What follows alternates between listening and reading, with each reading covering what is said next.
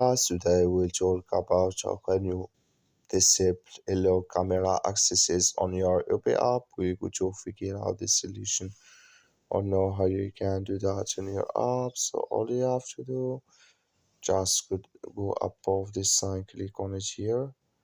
So then you come to your profile. So then all you have to do, just go above this sign, click on it here.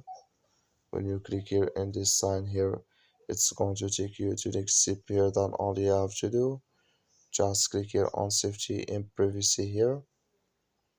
Then you come to this list. Then all you have to do, just click here on camera and the microphone here.